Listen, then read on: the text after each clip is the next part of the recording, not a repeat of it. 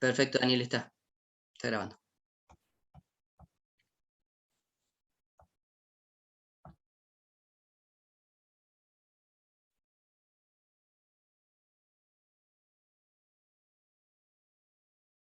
Bueno, entonces, hoy vamos a terminar con lo que nos falta de óptica, interferencia, el patrón de difracción y polarización. Para interferencia, lo primero que tenemos que decir es que necesitamos una fuente de luz ordenada. Entonces, si esta es nuestra fuente de luz, vamos a colocar una primera pantalla con un orificio. Y esto va a hacer que de alguna manera la luz se ordene. ¿A qué le llamamos ordenamiento?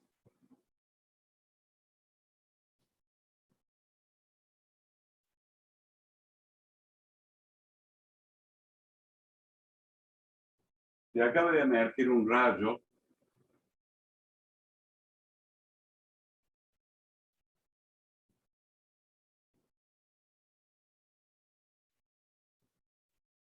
y ese ordenamiento va a permitir que a partir de la doble ranura que tenemos acá,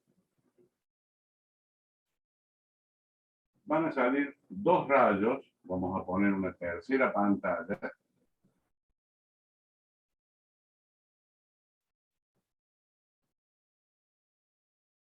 Que van a incidir en un punto de esa pantalla. Entonces, ¿qué es lo que ocurre? Acaba de emerger una señal así.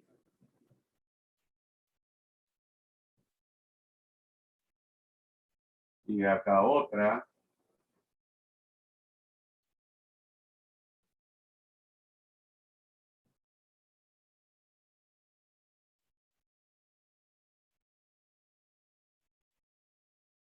¿Y qué es lo que ocurre en cada uno de los cruces estos? Acá, acá, ahí, acá. ¿Ven? Donde se cortan los rayos que emergen de una y otra ranura,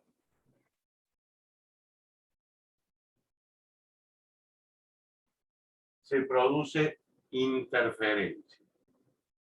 ¿Y por qué se produce interferencia? Y porque como tienen puntos de partida distintos, el rayo que emerge de una ranura u otra ranura son distintos también. ¿Y en qué van a ser distintos? Van a ser distintos en el sentido de que se van a encontrar recorriendo una parte de la sinusoide distinta. Y entonces, ¿qué es lo que ocurre? Si entre un rayo y otro se produce una llegada en fase, ¿a dónde? Al punto P. ¿Qué significa que llegan en fase? Que los dos están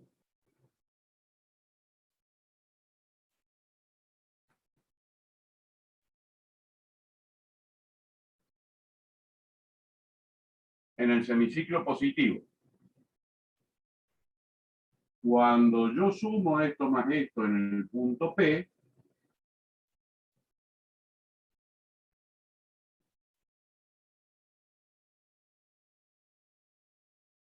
el ancho del semiciclo que estoy dibujando debiera ser el mismo. Esto, igual que eso, igual que esto. Pero la altura, es decir, la amplitud de lo que tengo en el punto P es esto más esto.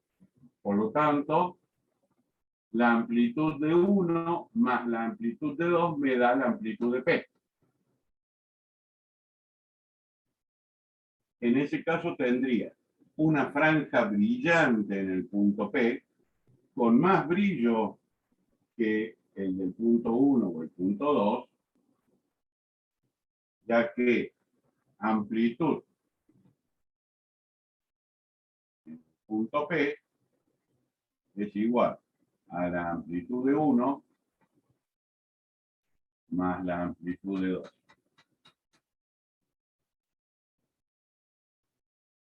Esa es una alternativa. Y se llama interferencia constructiva.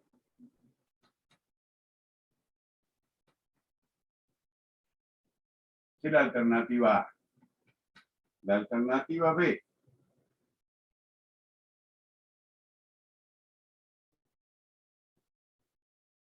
Esto es lo que ocurre en 1.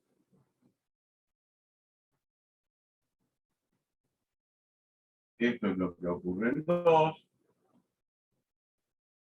Y en P no tengo nada. ¿Por qué? Porque es esto más esto, pero esto es negativo. Entonces, la amplitud de 1 más la amplitud de 2, que es negativa, me da 0.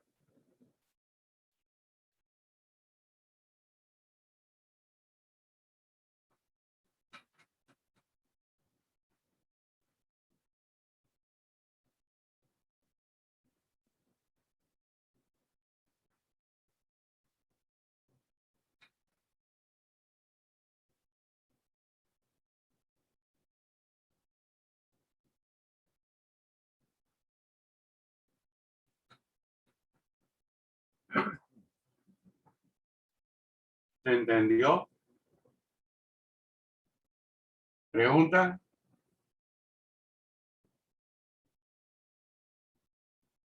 Entonces, lo que va a ocurrir en la pantalla donde está el punto P, es que voy a obtener una franja brillante, una franja oscura, una franja brillante, una franja oscura, una franja brillante, una franja oscura.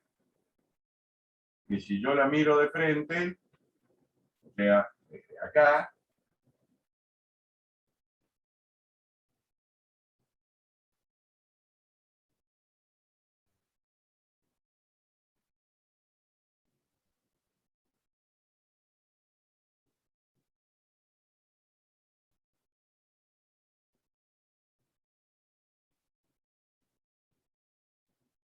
franja brillante, franja oscura, franja brillante, franja oscura, franja brillante, franja oscura, franja brillante. Y sigue, ¿no?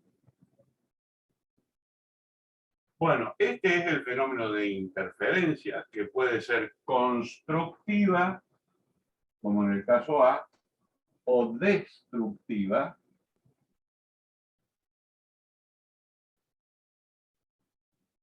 como en el caso B.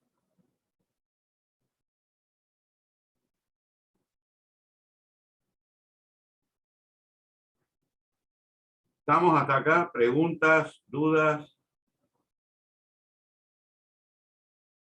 No, profe, está claro. Bien. ¿Puedo borrar?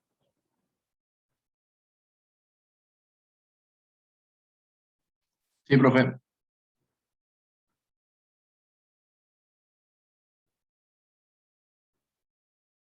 Entonces, ¿cómo yo individualizo o genero ese patrón de interferencia a la luz de la experiencia de Young?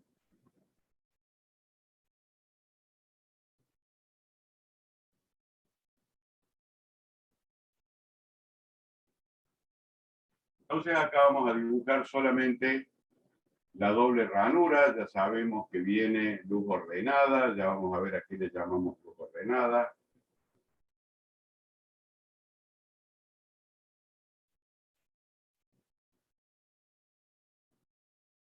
La separación de las ranuras es D.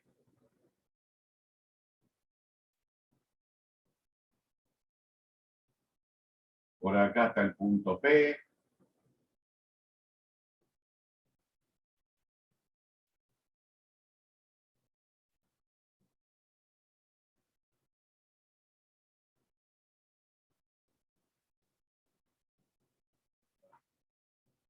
Bueno, las dos ranuras están juntitas. No sé cuán juntas, pero no están separadas 1 metro. Eso es lo que quiero decir. Y entonces, ¿por qué se produce interferencia en el punto P? por diferencia de caminos. ¿De qué camino? Y del camino que recorre el rayo 1 con respecto al camino que recorre el rayo 2. Ah, ¿y dónde veo eso?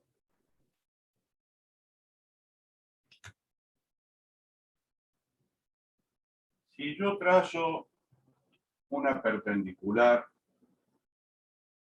por a partir del orificio 1 hasta que corte al rayo 2,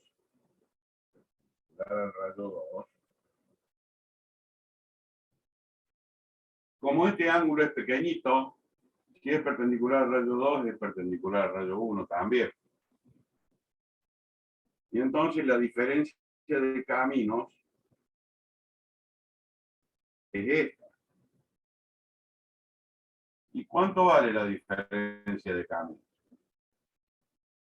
Si yo trazo acá la horizontal y le llamo L,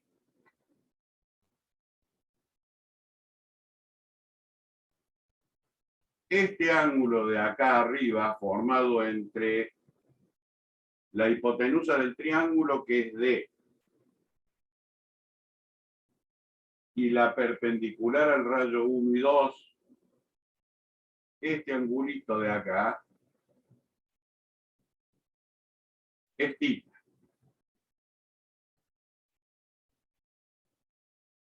Pero entonces este también es θ. ¿Por qué? Y bueno, porque esta es perpendicular a esta.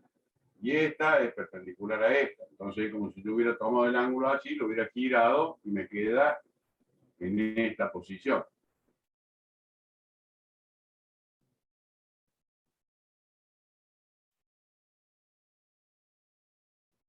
¿Está claro hasta acá?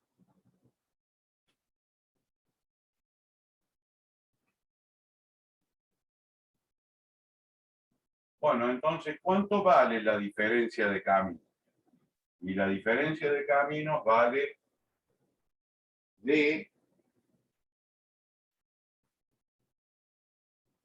que es la hipotenusa del triángulo, por el seno, porque es cateto opuesto, por el seno del ángulo θ.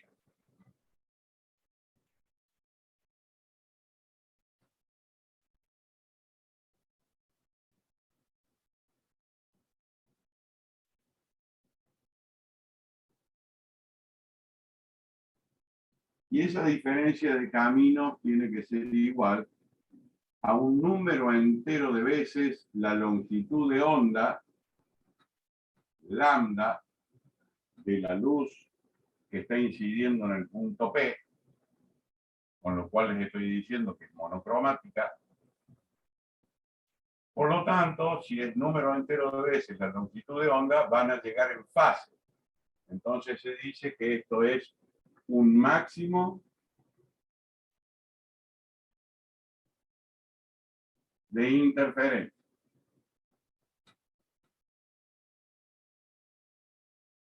Y me está dando una de las franjas brillantes. De la misma manera, si D,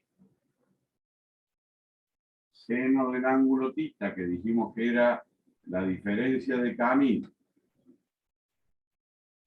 es igual a N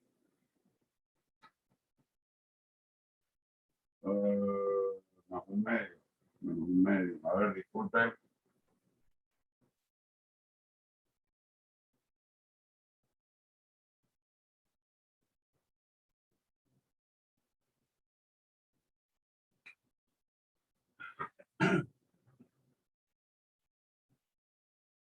N más un medio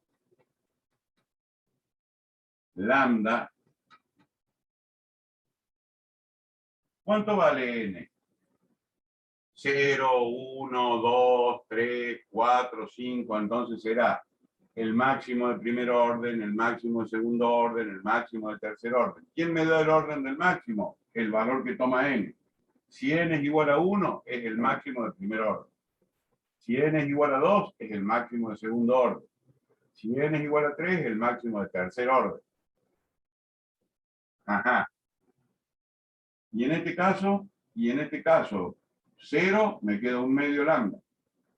Ah, quiere decir que llegan en oposición, porque hay una diferencia de 180 grados entre uno y otro. Por lo tanto, mientras uno está en un semiciclo positivo, el otro está en un semiciclo negativo. Al componerlos, sumarlos, me da 0. Entonces, esto es un mínimo de interferencia. Y de nuevo, para n que vale 1, 1 más un medio son 3 medios. O sea que el paréntesis me tiene que dar número impar de veces medias longitudes de orden. Y entonces se dice que tenemos un mínimo de interferencia. Ahora bien, yo puedo desde acá, en un hipotético problema, me dicen, no sé, un rayo de luz de color verdoso, del orden de los 500 y pico de nanómetros. Esto es dato. Para el máximo de tercer orden, por lo tanto esto vale 3, esta D es dato, la única incógnita que tengo es tita. Entonces yo puedo decir que el seno de tita es igual al número de orden, dijimos 3, por la longitud de onda, 560, dividido D del orden de los 2 milímetros, 3 milímetros, llevado a metros.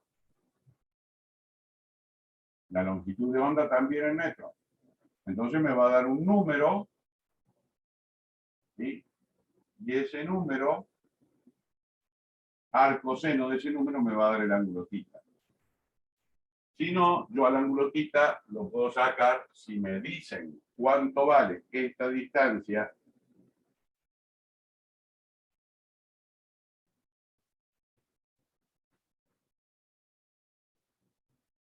como este es tita, la tangente trigonométrica del ángulo tita es igual, supongamos que a esto le llamamos S, S sobre L. Bueno, haciendo el arco tangente de S sobre L me va a dar el valor del ángulo tita. Con el ángulo tita entro acá, tengo D, bueno, y me queda ya todo definido. ¿Está claro? ¿Se entendió? Normalmente lo que se hace es, conociendo esto, porque me dicen el número de orden del mínimo o el número de orden del máximo, yo ya conozco la diferencia de caminos para la radiación lambda conocida. Por lo tanto, yo puedo sacar cuánto vale el seno de tita. Y a partir del seno de tita, determinar cuánto vale S. En qué punto de la pantalla se forma la franja brillante si es un máximo o la franja oscura si es un mínimo.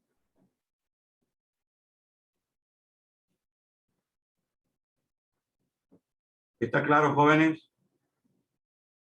¿Preguntas, dudas, comentarios?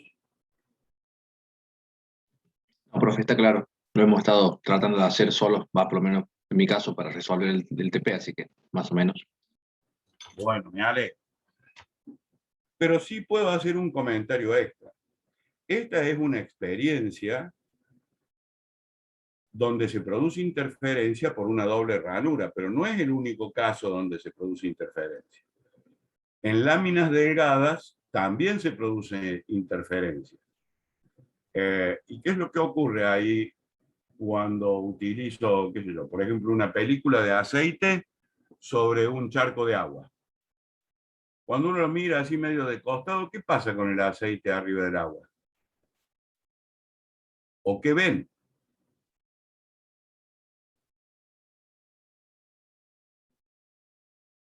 Se ve mucho en los ¿Se ve como un arcoíris? Exactamente, exactamente. ¿Y por qué es eso? Porque para distintas longitudes de onda, ¿sí?, la luz blanca es un batido de todas las longitudes de onda visibles. Para distintas longitudes de onda se producen distintas interferencias. Y entonces se descompone la luz blanca en los colores del espectro. Precisamente por interferencia. Bueno.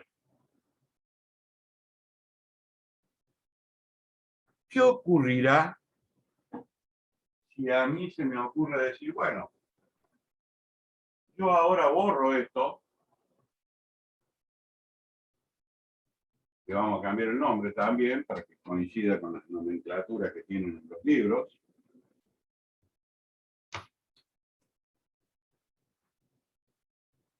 Ahora la apertura de una única ranura es D mayúscula.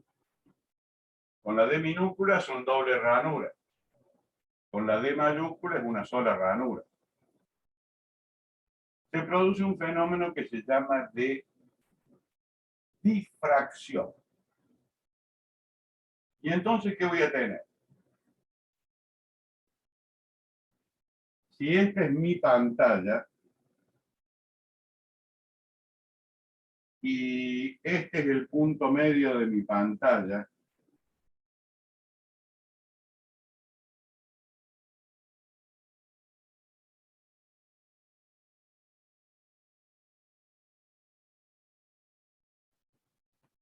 se produce el patrón de difracción. ¿Y cómo es el patrón de difracción? Es difícil de dibujar, así que tengan paciencia.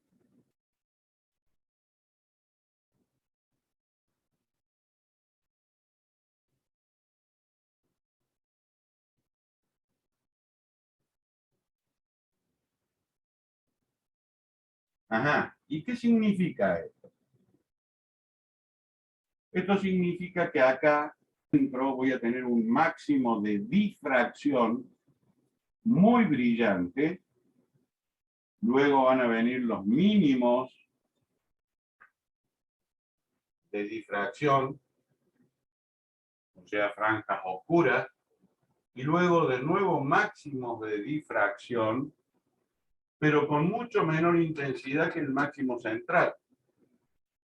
Y después vendrán los mínimos de segundo orden, y luego los máximos de tercer orden de difracción, que son más chiquitos que los anteriores, o sea que la amplitud va disminuyendo.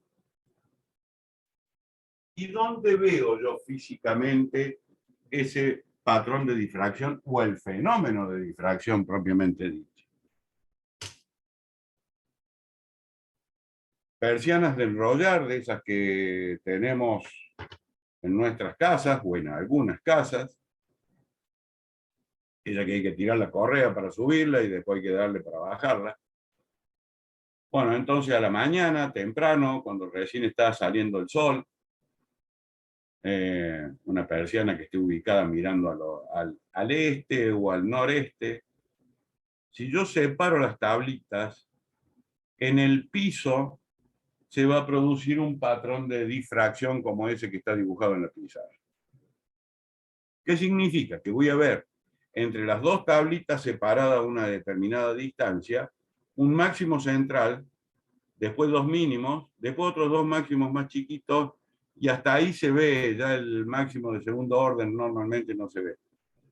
Entonces, cuando yo separo las tablitas de la persiana de enrollar y entra el sol en forma oblicua, allí se produce difracción, no interferencia. ¿Y por qué es eso? Y porque se toma cada uno de los bordes de la ranura como si fuera un punto de interferencia, es decir, un punto emergente de rayos que van a interferir. Pero los del medio también están todos. Y entonces se va a producir de nuevo el fenómeno. Y la composición de todo eso nos termina dando el patrón de difracción. ¿Se entendió? Sí, profe, clarísimo.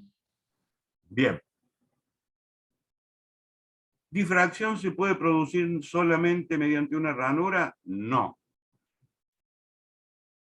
Es más, hay experiencias donde se llevan adelante con rayo láser y con una red de difracción, o sea que ahora ya no es una ranura, sino que son un montón de eucaritos, una matriz de eucaritos, una red. Y entonces, en esa red de difracción, que se llama así precisamente porque lo que produce es difracción, requiere que la luz sea lo más ordenada posible.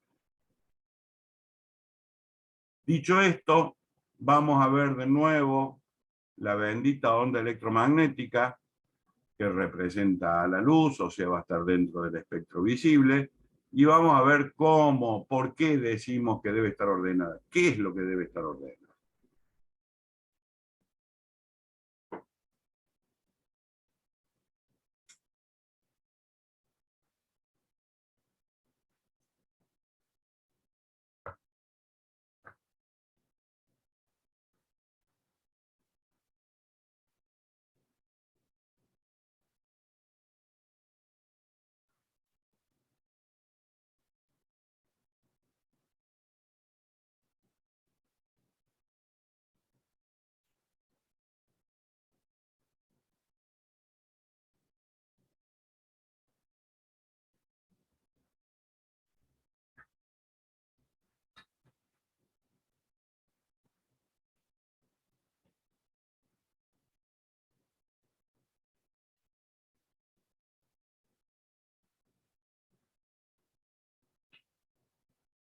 Vamos de nuevo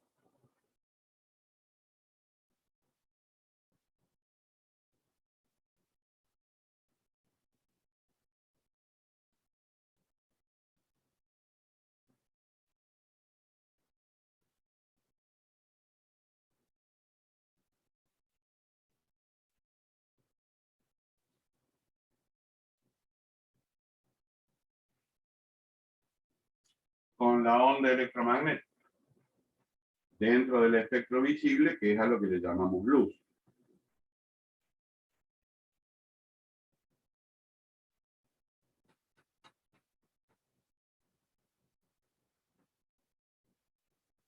Recuerden que esa es la envolvente de todos los vectorcitos, campo magnético, así le habíamos llamado a estos.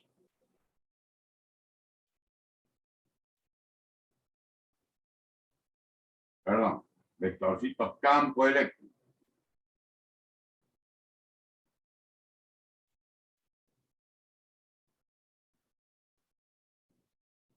El vector está vibrando, el vector campo eléctrico está vibrando en la dirección del eje de las zetas.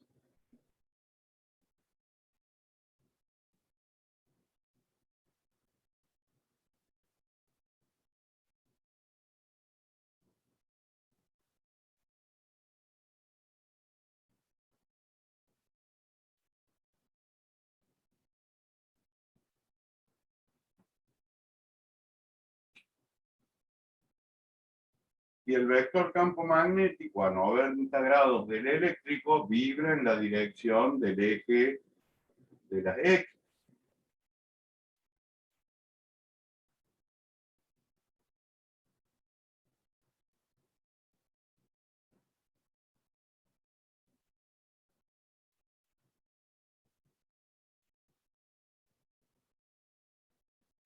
Siempre el magnético a 90 grados con respecto al eléctrico.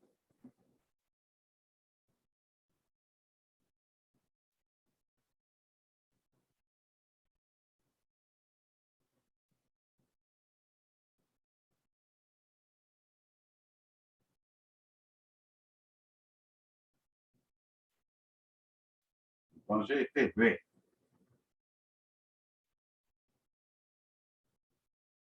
Ajá. Y entonces, el vector campo eléctrico vibra según el eje Z y el vector campo magnético vibra según el eje X. Y la dirección de propagación es el eje Y.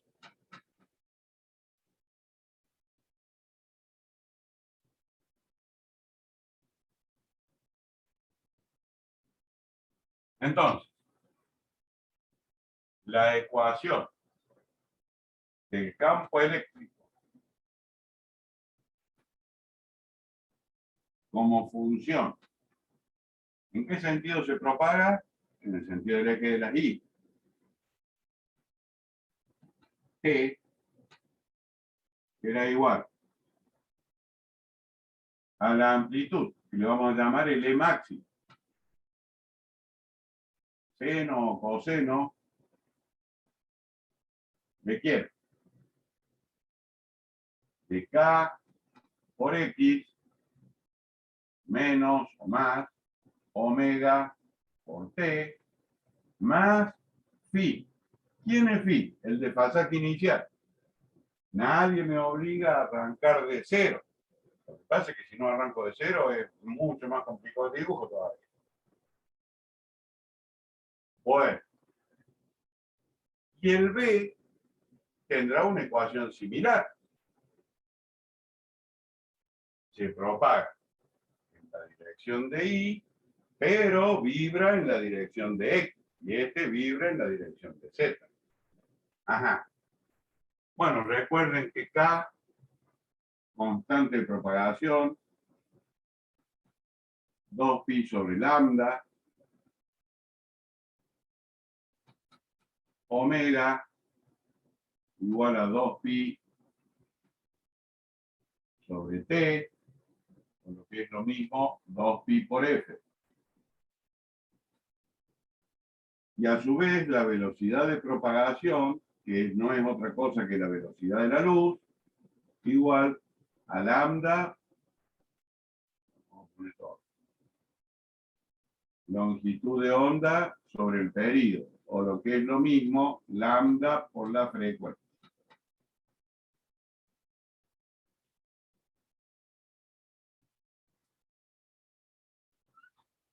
Recuerden que para que sea luz visible, el espectro va de un lambda 1 igual a 400 nanómetros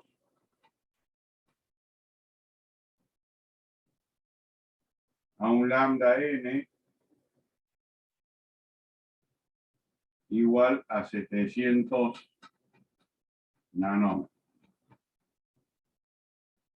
O sea que entre 400 nanómetros y 700 nanómetros es la capacidad de ver de nuestros ojos. ¿Es la mejor? No. En el reino animal hay muchos animales que ven mejor que el ser humano. Los insectos, los felinos, etc. Bien, entonces, de la constante de propagación sale la longitud de onda.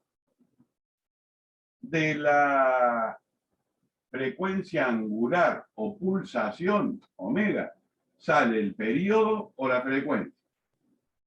Y la longitud de onda sobre el periodo o la longitud de onda por la frecuencia me da la velocidad de propagación de los 300.000 kilómetros por segundo.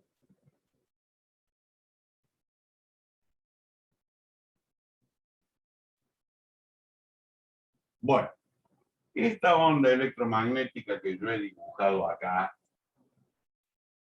está sumamente ordenada.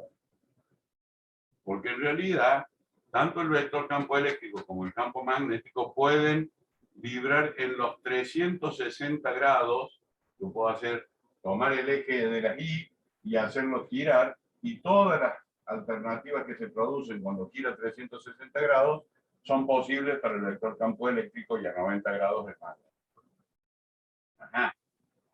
Y además pueden tener ese desfasaje, que si yo sumo todos los desfasajes, esto se transforma en un borrón en donde no se entiende nada. Entonces lo que yo he dibujado es una onda que está muy ordenada.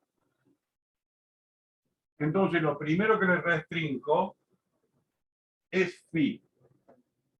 Voy a considerar todas aquellas señales que tengan la misma fase, o sea, no hay desfasaje. Entonces, para cada uno de los rayos, ¿se acuerdan que nosotros habíamos puesto una pantalla con un solo orificio, la fuente de luz por acá? Después una pantalla con doble ranura. y después la pantalla sobre la que medíamos el fenómeno. Bueno, este orificio que está solo tiene por función ordenarme los rayos. ¿En qué sentido? De que el desfasaje sea para todos el mismo, porque emergen del mismo punto. Entonces decimos que la luz es coherente. Coherente significa que está ordenada.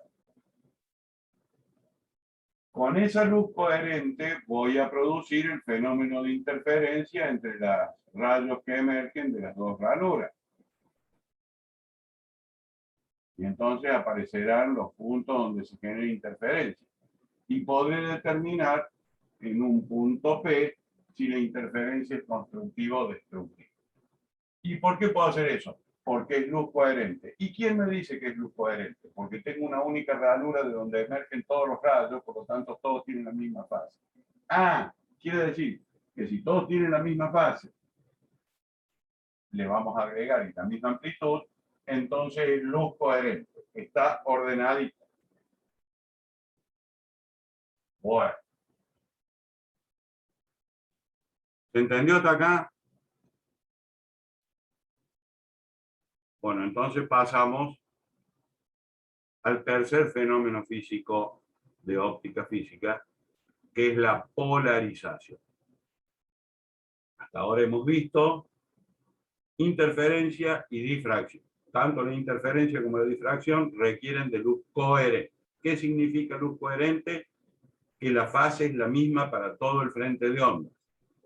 Y sus amplitudes relativas también. Fenómeno. Tenemos luz coherente. ¿Qué entendemos por luz polarizada? Bueno, fíjense lo que yo les dije. Tomo el eje de las Y, lo hago girar y están presentes todas las alternativas que se nos pueden presentar. O sea que sería un esquema más o menos así.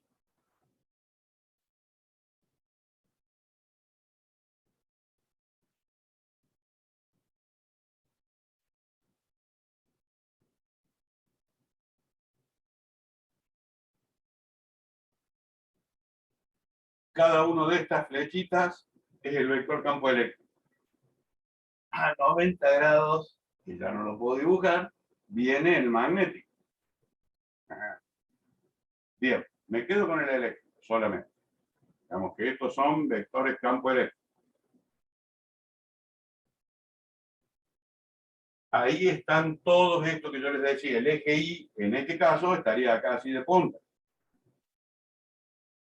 Bueno, yo ahora voy a elegir un elemento, una lente, que tiene propiedades especiales. Y acá merece una palabrita en ese sentido.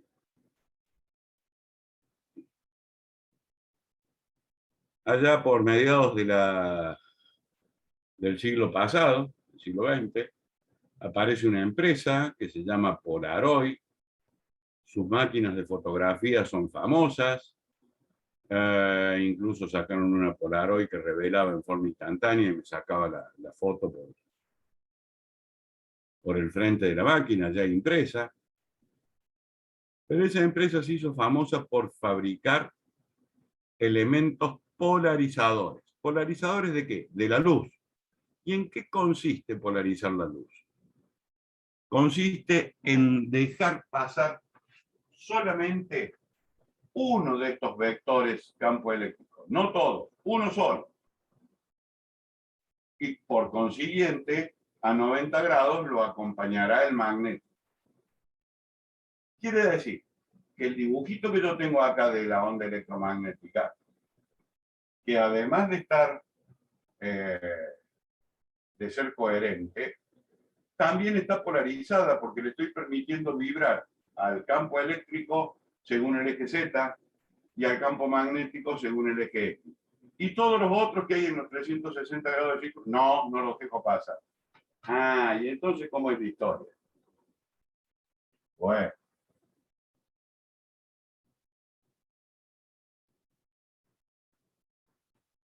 Este es un elemento polarizador que normalmente viene con una indicación, supongamos que sea así la indicación, significa que va a dejar pasar solamente el vector campo eléctrico que tenga esa dirección. Se dice que esa lente está polarizada verticalmente. Dicho en otras palabras, lo que va a emerger acá le va a llegar esto, pero del otro lado va a salir solamente un campo eléctrico así.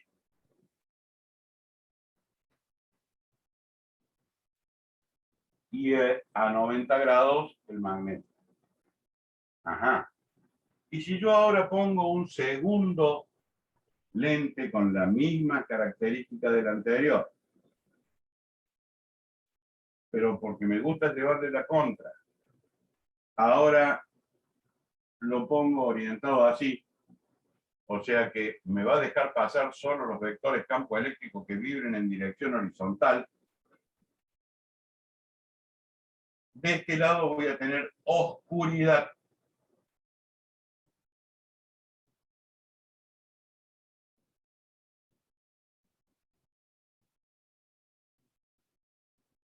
Oscuridad total, no va a dejar pasar nada.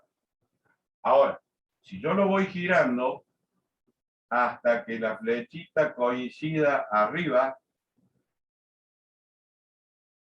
entonces para la flechita arriba voy a obtener lo mismo que pasó de la primera lente, o sea, un vector campo eléctrico vibrando así. Para esto que está así, oscuridad. No va a tener las dos alternativas, ¿eh? Va a ser o polarizado horizontalmente o polarizado verticalmente. Si está polarizado verticalmente, como vengo de una polarización vertical, va a pasar y voy a tener lo mismo de este lado que acá en el medio. Ahora, cuando tiene polarización horizontal, es decir, permite vibrar el vector campo eléctrico en forma horizontal, como este está vertical, no lo va a dejar pasar y de este lado voy a tener oscuridad. Son dos casos distintos, ¿eh? Este es el caso A, este es el caso B.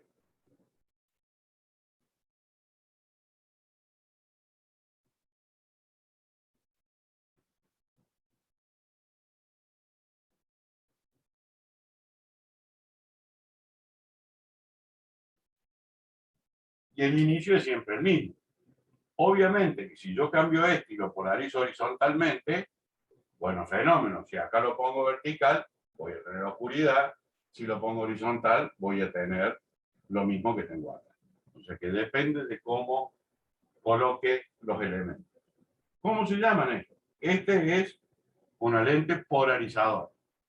Y este es un analizador. Hace lo mismo que este, pero lo uso para analizar si está polarizado vertical o horizontal.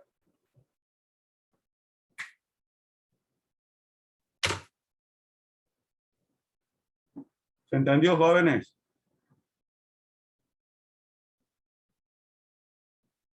Más o menos, ¿no? Sí, profe. Hay un video ahí en la UV que está muy bueno también, que tiene dos polarizadores y lo va girando en la cara, al frente de la cara y no se ve, no se lo ve en la grabación. Fenómeno, me alegro. Bueno, esto es lo que se pretende que ustedes sepan del presente curso de física. Desde el primer día que dije buen día o buenas tardes, hasta hoy que les estoy diciendo terminamos el desarrollo del programa. ¿Preguntas, dudas, comentarios?